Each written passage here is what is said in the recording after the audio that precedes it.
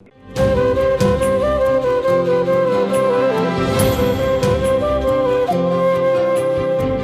heard my learned friend say administrative. Well, there are 2 points we kept in mind. Of course, Your Lordship is kind enough to say without prejudice. Abhishek, There are very substantive issues of law which are involved. Obviously, all this is without prejudice to that. This, at the best, what is being suggested is administrative tweaking where necessary in a committee based on suggestions. Legal tweaking is another system. The laws are involved in many places. So what we'll do is we'll confer without prejudice. We can certainly give, but personally, when I don't think that Your Lordship will have any major solution. Having seen the gamut of problems and the level at which conceptually and jurisprudentially matter has been argued, I think it is better that Your Lordship spend so much time to go on to a decision. But we will certainly give this. This can be an addition. Anything tweaked administratively and helping is always a help. Because I think, sorry, Dr. Singhvi, look at it as a one or none. Because although he's saying administrative, there are substantive issues here. When you're looking at insurance, your housing, etc., these are as substantial in terms of the benefits that people can expect. That is actually the practical way out. What are the barriers which you're facing? That those barriers you should give it. If there is a frank discussion out of that, although this is being termed as administrative, this will have to translate into some changes in the regulations, maybe even law.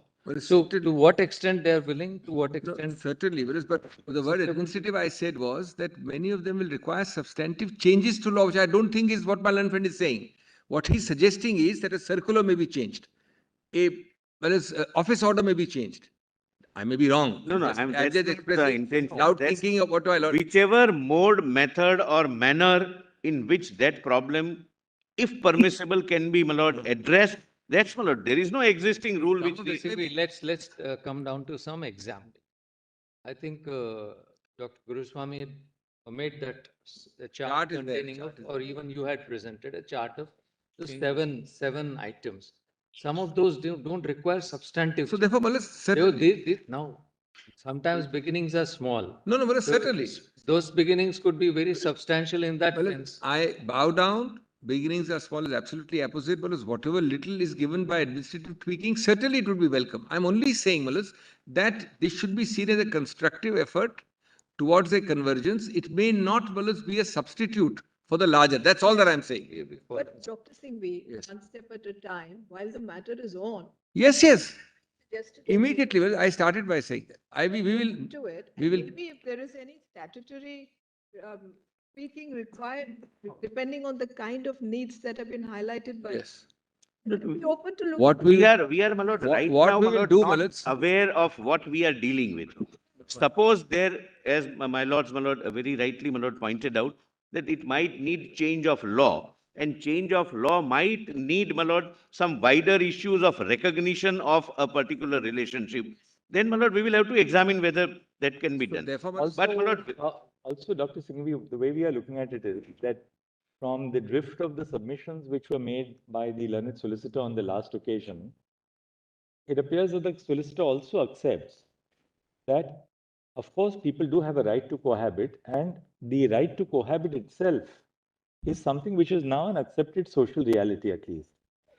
Based on that, there may be certain incidents of that cohabitation. For instance, in relation to your right to reside together, second, bank accounts, insurance policies.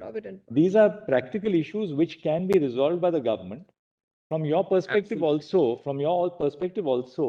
this is a step forward. Absolutely. You see, therefore, for example, therefore said you don't have to go for all or nothing approach. for example, two persons, two old men are staying together. They are not necessarily in any gay relationship. For companionship, for looking after each other, etc. That analogy misses the point.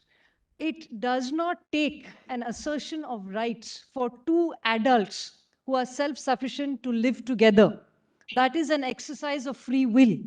Rights is a proactive, positive enactment that the law recognizes. There is a distinction here. So an old man being taken care of by a caregiver misses the point. No, but that's not caregiver. Two people, three people staying together, they want to share their bank accounts, their We insurance. are not, we are talking See whether specifically of same-sex it's a relationships. caregiver taking care of a person under his care, or a relationship where you're claiming these rights. Practical effect would be that the caregiver, Cohabiting. yeah, let's say the person who is the one who is being cared, he is neglected by his sons, he is neglected by his children or other relatives. He does not want to give it to them. Now, short of creating a will, in case he dies intestate, if he has a nomination, he cannot nominate this.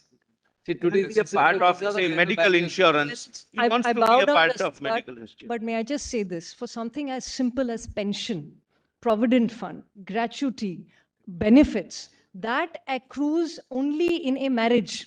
It does not accrue to the caregiver. What accrues to the That caregiver, accrues in a even in marriage, other but Dr. systems? Goswami, That's the that reason why accrues- one is putting forward this Exactly. idea. Yes, my lord. And that accrues in a marriage because of the nature of our rules. Correct. If you have to, therefore, that's something exactly which the government has to consider. Well, And that's nice why one we thing. thought. Suppose hypothetically, I do not know, my lord, what will be the implication. My lord, suppose the government says that nomination in case of provident fund would be a family member or anyone else which the retiring person chooses to. No, then you don't need to go into anything else, my lord, the problem is solved. Let us be clear. So Just one thing. sometimes solutions are, my lord, simpler than the problems. Well, Dr. to be Singhvi. clear, when Justice Paul is saying. One second, Justice Paul wants to say something. Dr. Singhvi, please notice, as my brother colleague said, this is without prejudice to everybody's rights and contention. One. Number two, even if the court was to, suppose you were to succeed to a limited extent, and the court was inclined to give you a status of a marriage or inclined to give you a status of some other status, let us say not marriage, but some other status, there'll be many changes required in administrative proceedings as also legislative aspects. Therefore, if there is a consensus, at least whatever be the status recognized, after all, they are not denying that this is an incidence of society which is happening. They are reluctant to give it a status of marriage, but they are not. I believe from what solicitor says, reluctant to sort out the problems arising from a gay companionship without labeling it as marriage to the extent possible. Now, May I respond just one It's second? not gay. I There want are several combinations I don't wish to no, go into. Mr. Solicitor, let the It learned becomes judge unmanageable, my lord, to complete. fathom See, the let me- Let the learned possible judge finish. combinations, my lord, which can arise. let the learned Let judge me finish. complete, Dr. Singhvi. Let All me is saying. complete. Yes. Therefore, what is the suggestion from the bench is that the nitty-gritties of what may in any case be required to be done in either situations, some endeavor or step is taken in that direction. I think that's what Justice Bhatt and the Chief Justice put. So Well, I think let us, without prejudice to anything else, Absolutely. sit with pre-notions or prejudice notions on either side as to what Well, can be brought in. I Without start with prejudice that. to both the contentions. My Mr. contention, Solicitor, 1 their minute, contention. please. Whereas I start with that, give me just 2 minutes. Your Lordship may take it. I started with that. And I'll do better, Wallace. I'll try and make a chart which is actually 3 categories. Right. And a fourth is, Wallace, conceptual. Give me just 1 minute. One category, clearly, possibly solvable immediately, is the so-called administrative tweaking, which is followed from my Lord, Justice Bhatt, Justice Call just now. Surely what you can get by easy tweaking, there is no question of looking a Miller's gift horse in the mouth for no reason at all, just because we are on some principle. Of course, it should be cooperating. Of course, we'll give that. A second category may be something more than that. A third category may be substantive, bigger changes. I'll try and identify them separately.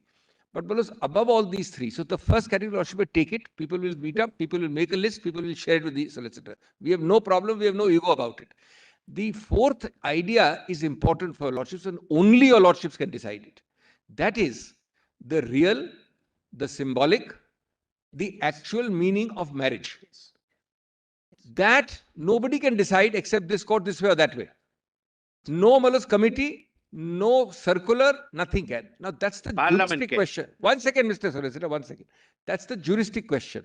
Now, therefore, we are, as Justice Call said, Malus, we are happy to divide it, and what might be called low-hanging fruit Yeah. benefits everybody, Malus. Everybody eats that fruit. Of course, we'll cooperate. The other fruit brothers will have to depend on some kind of an order. And we'll make that categorization to the best of our ability. Equally, Dr. Singhvi, when we go into the conceptual domain, Yes. we cannot be oblivious of the fact that to the extent to which the conceptual domain requires legislative changes, that part clearly lies outside the Part of remit the of the court. dialectics. That will be part of the dialectics. Then the question which the court will have to face is, to what extent does the court go in formulating conceptual doctrine? Yes. Absolutely. Because ultimately, whatever doctrine the court formulates has to be relevant on the ground. All right? Therefore, there may be three levels really. There may be certain areas which are governed by pure administrative changes. That's what which I can easily be done by them. Second, changes which they accept as a matter of principle, which may require changes in some form of subordinate regulation. Subordinate. Which again is a matter for the government. They don't have to go to parliament for that, which is again much easier to achieve than, say, a parliamentary change in legislation. The third is your wider, your widest case. Your fundamental point is that, well, there is a right to marry, one, with reference to constitutional precepts, even for same-sex couples. Second, that you can found that or source it in the Special Marriage Act. It's not a hollow right. It's not just a shell. That is what you have all argued. That is what you have all argued. That's something which we will have to ultimately decide, subject, and therefore that's what their argument is. That's all that I'm saying. That this is essentially a legislative arena. Don't step into this. Dr. Singhvi, yes. Therefore, we are saying that, well, we will of course have to decide it. We are going to decide this entire issue as a matter of concept.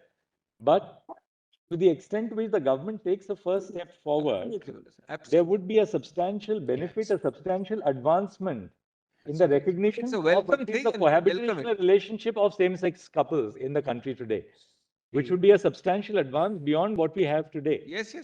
I certainly have no such. This is exactly the point. I would put it like this, somewhat like this, a bit differently, which is that Dr. Guruswamy and I think Mr. Kripal, all of you in different ways said that, this could be a part of a series. Part of a? Part of a series, or whatever you want. Look at it from the reverse. If this results in a gain, maybe not as substantial as you visualized, right? That's one of the building blocks for your future, No, do you want a ruling then? That too is something you may have to consider, given that you're now not really fighting a battle only for these petitioners, but there's a larger group of people who may not be covered by this dialectic of Special Marriage Act. So then, is it advisable or prudent, if you're going to get this, to continue with that larger push? We'll build that into our argument. Take that call. We'll reflect on that and build that into our argument. We fully understand what my lord is saying. Fully understand. Can I say one thing? Only one request I would make. People who are not in that part of the dialectic. Because we've all gone and spoken in seminars, and there are people who believe in the absence of heteronormative institution of marriage. And when one goes out and meets 99% of the people who come up to you, they all say only one thing, that they want to get married. Yes. Because the consensus within the community, no matter how many people may say that it is a concept that they otherwise reject, is that they wish to have marriage. Yes. Because this gives meaning, purpose, identity to the people who are seeking to get married. Because and my learned friend will agree with me. So it's not correct to say that there will be people who will be out of the bound of marriage, who don't want marriage, but they are happy with something else. I, Millets, personally, and I'm sure Ms. Guruswamy and Ms. Grover as well, in all the multiple meetings we've had, we hold some academic discussions of people who say, no, it's a heteronormative institution, it's not necessary. The vast majority of the young people I have spoken to have all said, we want to get married. The parents of those young people have said, we want to get married. Because we say we want to get married. Why should we be second-class citizens? Because there was a time we were criminals, then we became third-class citizens. Now they're saying be second-class citizens, then be content. That is not what the Constitution promises. Yes. So that's the third category. I'm not belittling your lordship's first or possibly second category. Please don't misunderstand that. All of us here, but we are all imploring your lordships to recognize a third category, incapable of partial, minimal resolution by the Solicitor General. Incapable. But the first or the second, yes, we'll fully cooperate. And one exercise we also want to take. And we'll keep that point in mind, that whether we can give up something, not give up that part, I understand. And ultimately, No, in the sense, that it can be tailored.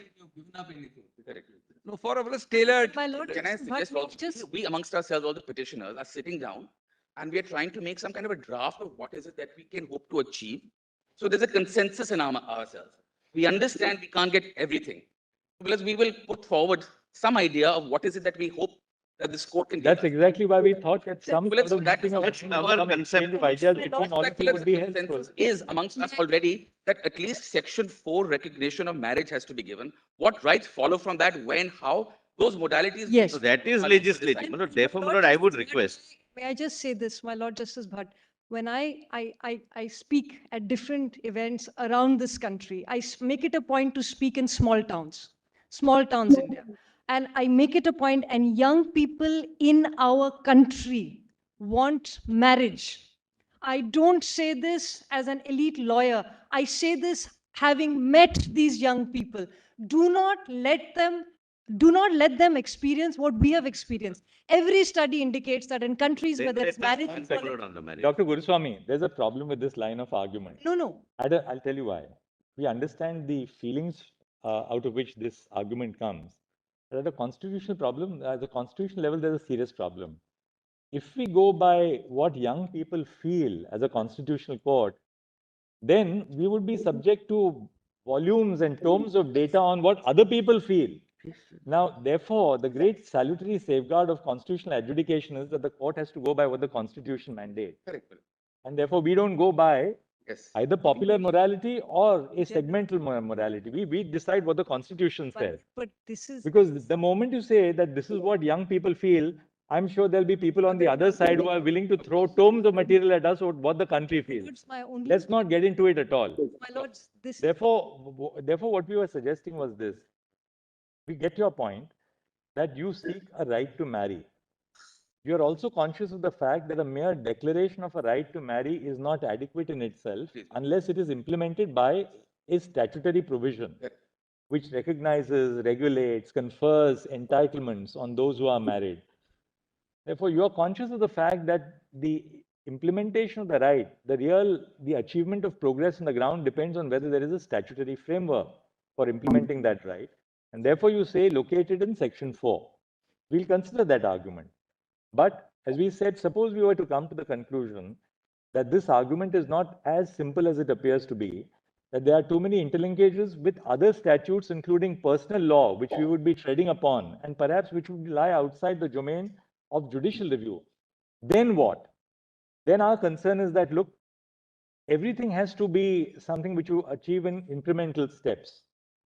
This is a social institution. That social institution is also evolving over a period of time. But the court can ensure, by acting as a facilitator, that real progress is achieved today in terms of a wider societal acceptance of the right to cohabit together. Whether we go as far as to recognize the right to marry for couples who are not heterosexual couples is a separate matter. We'll be dealing with that. We are not shutting the argument to you. That's why we are hearing this side. But even assuming that we don't, we do, that's the end of the matter. But if we don't want you to be in a situation, or the movement to be in a situation where there's nothing else then available in hand, that this matter then goes. That's not the way we are couching this dialogue.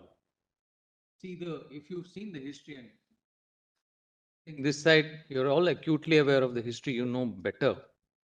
You've seen the ups and downs of that for the last half century, and where it went to, what kind of legislation came, not positive, mostly negative, and how finally you got the judgment that the US Supreme Court gave. Now, you are circumventing all that. Of course, there is a lot of, let's say, feeling in this, a lot of felt, experiences in those. Nobody is discounting that. But if you do gain something out of this, that's a big positive. Because, I mean, there are so many processes outside of what we can speak in this country and in society generally, that these gains are also not to be belittled. Now, if you're likely to get it, I mean, just sit back and think what you're gaining. Yes. And then if you are still pushing ahead and you want that declaration, we will have to examine it.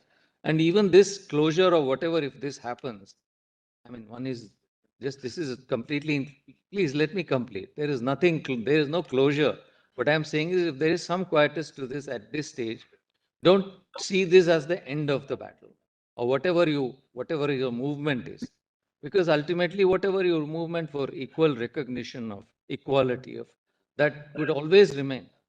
And even if these, whatever you get, the positive part of it, even if you don't accept this or partly accept this, now that too will not be the end for whatever you are going to do.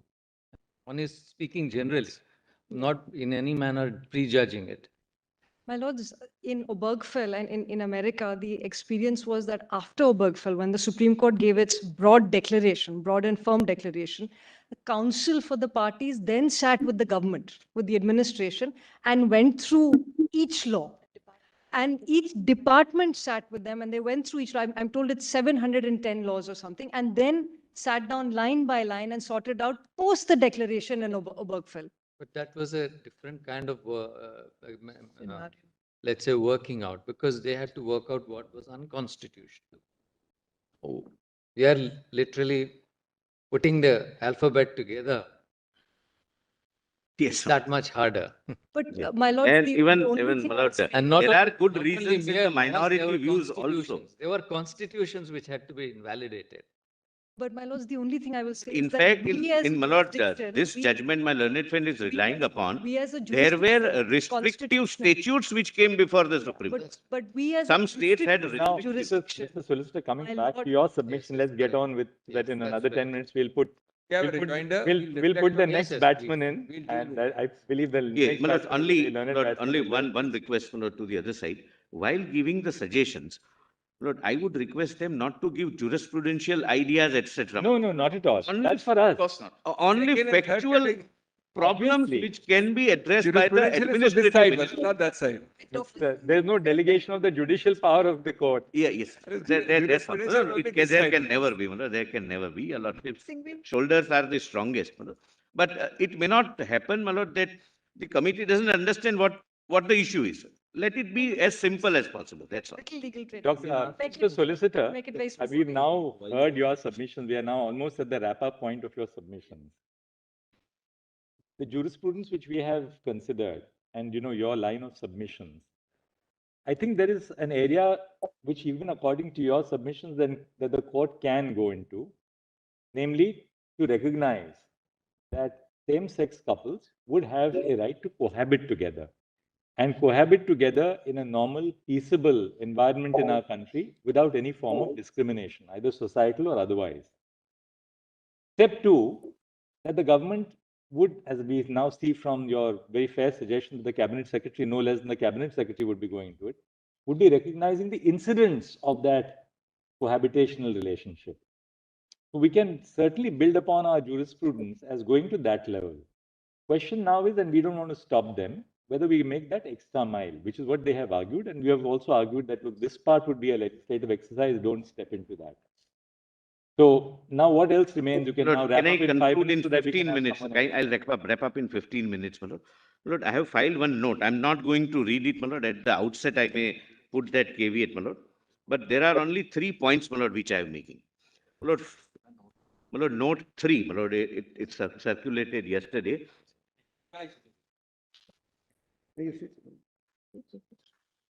Is she note 3? Note 3, my lord. He was sitting and I was arguing.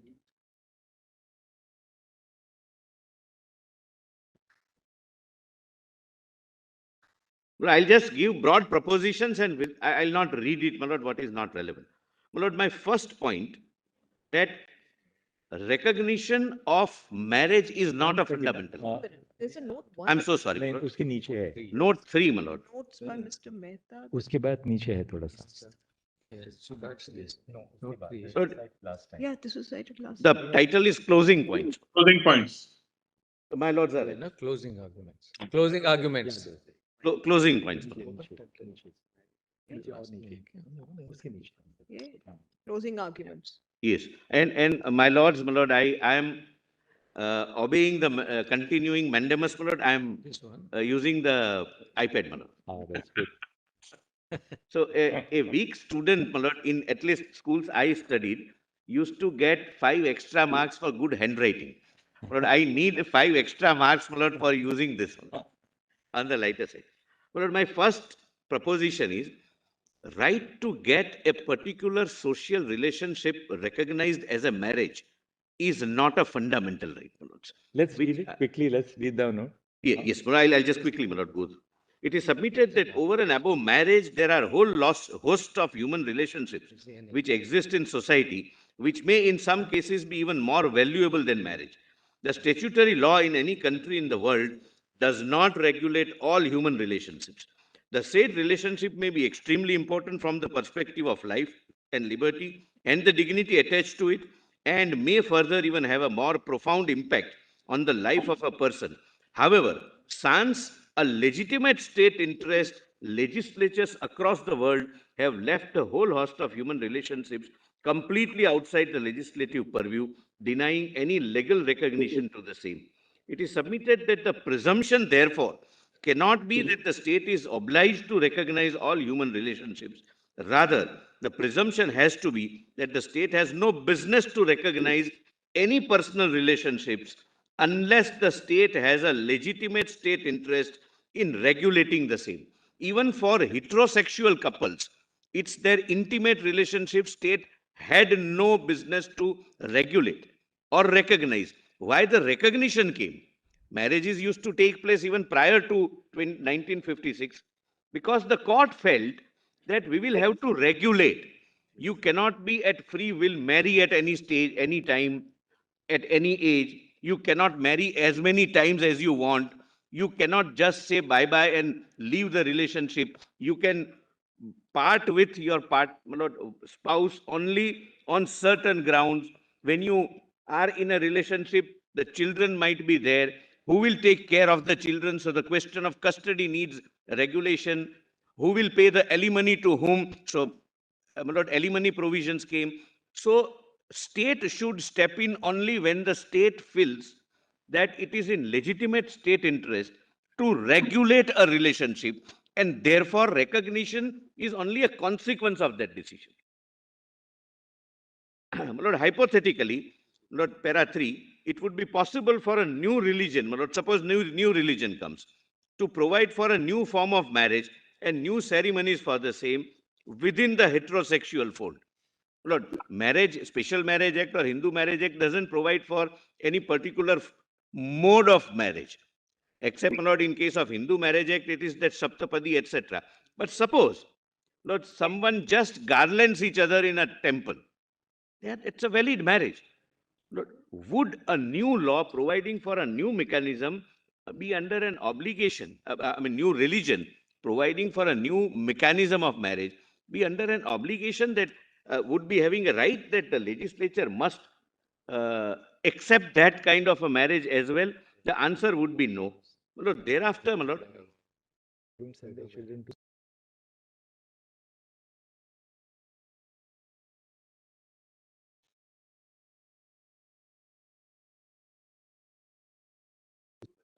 second, I'll not, my Lord, read except, my Lord, the argument that marriage is a fundamental right was essentially based upon two judgments of your lordships, my Lord. One was Shafin Jahan and another was, my Lord, Shakti Vahini. My Lord, in none of the judgments your lordships were even remotely considering right of non-heterosexual couples to marry. My Lord, in Shafin Jahan, please remember, my Lord, the facts. One lady, Hadia, a Hindu girl, converted into Islam, was seeking to marry a Muslim boy, and the family of the girl were objecting. Non-state actors were objecting. There, your lordships, my Lord, in a habeas corpus jurisdiction said that it's their right to marry because they are heterosexual couple, and your lordship specifically said that Muslim personal law allows the marriage. You have no business. The presumption was that it was a valid marriage recognized by the law, namely the personal law, Muslim personal law. Your lordships, my Lord, never remotely considered marriage as an abstract proposition to be declared a fundamental right, or marriage amongst non-heterosexual couples as a fundamental right. Your lordship. Mr. Solicitor, conceptually, there's a little bit of difficulty about this argument. I mean, we understand the drift of the submission, Their argument is not that the state is duty bound to recognize all relationships. Yes. You are saying that, look, there's a gamut of relationships in society. The state is not bound to recognize all relationships in society. Their contention is that by not recognizing same sex relationships for the purpose of marriage, the state is acting in a discriminatory way. So the argument is really of the anti-discrimination principle, not so much that the state is bound to recognize it or recognize all relationships in society. They say that marriage is a very vital social institution, step one, that same-sex couples are entitled to the same right to dignity as heterosexual couples, and not recognizing that relationship within the fold of regulation would be to deprive them of all the societal benefits which attach to marriage, and therefore it's discriminatory. So that's the line of to which, my lord, I don't wish to repeat, but my lord, just to paraphrase once again, my lord, our respectful submission, my lord, is that this is a reasonable classification. That's fair, and that you have made your point. I have already made. Now, Shakti Vahini and this you have dealt with in point 5, right? Yes. You want to read that, or you've dealt with it? Only highlighted part, my lord. Your lordships may come to page 3, my lord. Page 3, all right. This is quotation from my lord Shafin Jahan. Okay. Where your lordships are very careful, my lord. The only highlighted part, underlined part. But the High Court unwarrantedly took exception to the same, forgetting that parental love or concern, my lord, daughter's parents, my lord, whose girl converted into Islam, concern cannot be allowed to fluster the right of choice of an adult in choosing a man to whom she gets married. That was, my lord, the broad conspectus that law permits a marriage between heterosexual couple. One is man, one is woman. The family has no business to interfere. Then, my lord, in Shakti Vahini was a different case. It was a Khap Panchayat case. Khap Panchayat, my lord, completely non-state actors, either by making regulations which they were not permitted to make, or by honor killing and other, my lord, extrajudicial unlawful means they were preventing. And my lord, at page 4, if you're point number 8 of your submission, where you have summarized what you're now saying. Yes, my lord. Therefore, it is submitted. Yes, my lord. Therefore, it is submitted that said judgments were given in the context wherein state or non-state actors hindered the choice of a woman to marry the man she wished to. It is submitted that therefore there was an invasive positive act by the state or non-state actors in disallowing the exercise of choice in a heterosexual relationship despite marriage between them being recognized by law. It is submitted that said judgments are not, my lord. Then, my lord, kindly see, I'll not read it, my lord, but this Brown versus Board was cited by Mr. Vishwanathan. My lord, just to argue the separate but equal theory. My lord, this was a case similar to, my lord, what the situation was in India prior to independence with regard to some section of the society. They cannot sit in the same compartment. They cannot sit in the same place. There were different, my lord, provisions made, different classifications made for blacks versus white. So it was a racial discrimination. There was no intelligible differentia. And in that context, my lord, the Honorable Court said that it is not, my lord, your lordship's approach, my lord, para 11, I have, my lord, respectfully urged, my lord. Further, it is submitted that there cannot be a fundamental right, either under Article 14 or 15, to seek recognition to all forms of social relationships. It may be noted that the legislature does not seek to give recognition or any special status to all forms of human relationships. It is submitted that this Honorable Court ought to approach the present question not merely in the linear reductionist sense, as sought to be, my lord, made. This is, my lord, this is a classification made on the basis of nature of relationship. There is a reasonable nexus with the object. Object is the family, family as a unit, family having all incidents of the family, and continuation of the human race. So, my lord, I'm not, my lord, repeating. I have already made my submissions, my lord. My lord, Citizenship Act and Foreigners Act, my lord, was thereafter not pressed. But, my lord, for completeness, my lord, at page 6, I have, my lord, put my submissions. I don't wish to repeat because they also very fairly did not press much upon it, my lords. But then you finally Page- page 8 at the 8th Page of a 8, chart. my lord, your lordships, my lord, were pleased to require us to provide a comparative chart between, my lord, That you have now put. that, my lord, that is provided for. And, my lord, last submission, my lord, please, if your lordships can come to my note 2. Only, my lord, few good, my lord, illuminating judgments of the European courts, which would assist your lordships, my lord, I missed. And I felt, my lord, after arguing on the last occasion, that taking 10-15 minutes of your lordship's time, I must, my lord, advert to those judgments, my lord. My lord, if your lordships have my second note on fundamental rights, my lord, at page PDF 76. 76.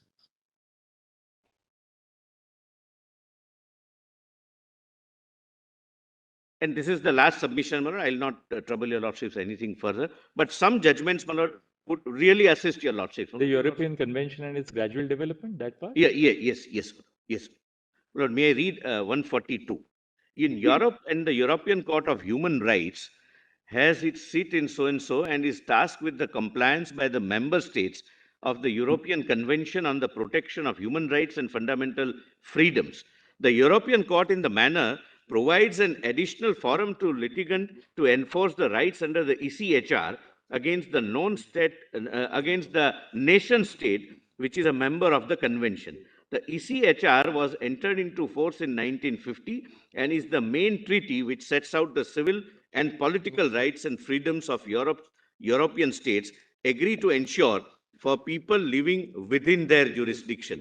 Lord, Article 8 is similar to Lord, Article 20, almost, not word by word, but peri materia. Everyone has the right to respect for his private and family life, his home, and his correspondence. There is a specific right to marry. Please see this, my lord. Article 12 on PDF page 77. Man and women of marriageable age have the right to marry and to found a family according to the national laws governing the exercise of this right. Now, two things. A, even European Convention recognizes a heterosexual marriage and it makes it subject to the national laws of each member state. Yes. Lord, therefore, the ECHR clearly recognizes right to marry under Article 12. Despite the same, European Court of Human Rights has still date refused to locate the claims of same-sex marriage under Article 12. The European Court of Human Rights had consistently denied all claims of same-sex marriages and still does not recognize marriage to be an enforceable right under the Convention. The European Court of Human Rights, after rejecting all claims for about 2 decades, has only recognized limited partnerships to be enforceable, that too in light of larger socio-political consensus in Europe. But this is not majoritarianism. There has to be a consensus on social issues. The said position is clear from a complete reading of the case law emerging from Europe. The European Court of Human Rights, for the first time, examined the issue of whether two persons who are of the same sex could claim to have the right to marry in the case of Schalk and Kopf versus Austria, and found that Article 12, the right to marry, of the convention did not impose an obligation on the respondent state to grant same-sex couples access to marriage. It was held as under, Lord, and I quote, the applicants were born in 62 and 60 respectively. They are a same-sex couple living in Vienna. Lord, kindly skip the, Lord, para 50, kindly come to para 58 directly. The court is not persuaded, my lord, it's on page 78, para 58. The court is not persuaded by the applicant's argument, although, as is noted in the Christian Goodwin cited above, some other previous judgment, the institution of marriage has undergone major social changes since the adoption of the convention. The court notes that there is no European consensus regarding same-sex marriage. At present, no more than 6 out of 47 convention states allow same-sex marriage. Then, my lord, para 60. Turning to the comparison between Article 12 of the Convention and Article 9 of the Charter, the court has already noted that the latter has deliberately dropped the reference to man and women. So and so, my lord, I skip the commentary of the charter which became legally binding, my lord, that's for them, my lord, to para 62, 61 and 62. Regard being head to Article 9 of the Charter, therefore, the court would no longer consider that the right to marry, enshrined in Article 12, must in all circumstances be limited to marriage between two persons of the opposite sex. Consequently, it cannot be said that Article 12 is inapplicable to the applicant's complaint. However, as matters stand, the question whether or not to allow same-sex marriage is left to regulation by the national law of the contracting state. In that connection, the court observes that marriage has deep-rooted social and cultural connotations which may differ largely from one society to another. The court reiterates that it must not rush to substitute its own judgment in place of that of the national authorities who are best placed to assess and respond to the needs of the society. In conclusion, the court finds that Article 12 of the Convention does not impose an obligation on the respondent government to grant a same-sex couple, such as applicants, access to marriage. My lord, similar is the judgment at page 147. I will not read it, my lord, but same court, lord, similar reasoning. Lord, if your lord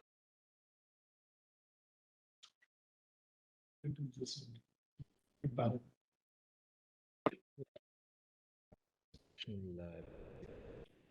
is later.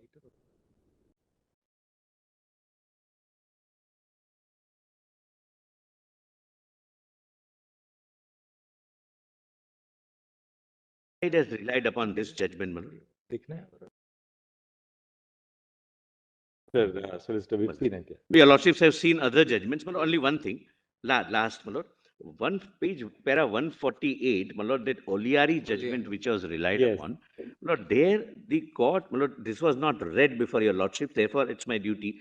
The court records that in this country there is a larger consensus. Whether your lordships would adopt that, Lord, doctrine or not. After that, there was a law after that. Exactly, my lord. Therefore, it there was was a law, but they did not say marriage. They said same, I think it's a civil. partnership. They said partnership. So, my lord, I am not reading, my lord, but I have collated all judgments on the point, my lord, and placed for your lordship's consideration. Lord, I'm immensely grateful, my lord. Lord, the learned attorney, my lord, would like to assist your lordship. Yes, Mr. Attorney General.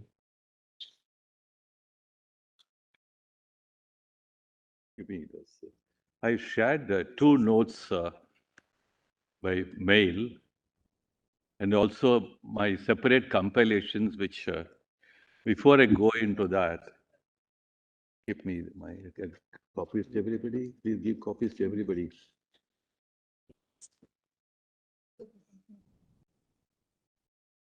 There's some broad reflections on a matter of such importance and magnitude. Lord, I was required to convey, my lord, I forgot to convey at the outset. I received a phone from Mr. Sybil in the morning. Lord, today is little under the weather, my lord, so his absence may kindly be, my lord, dispensed with. His presence may be dispensed with, my lord. Kindly pardon his absence, my lord.